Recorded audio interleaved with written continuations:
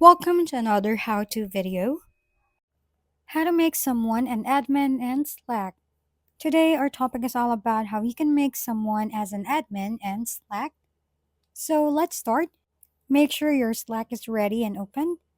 Now click on your workspace name, like mine, Maria Ford's Clothing.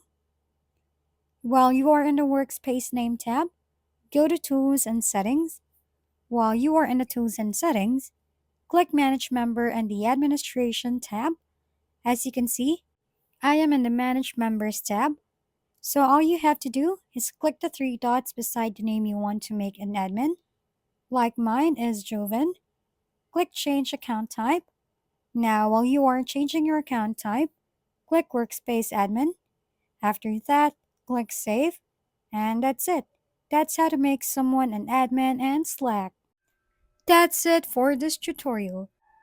For more how-to videos, please don't forget to subscribe and hit the like button if this video has helped you. And don't forget to share your comments or suggestions in the comment box below. Thanks for tuning in and we'll see you next time.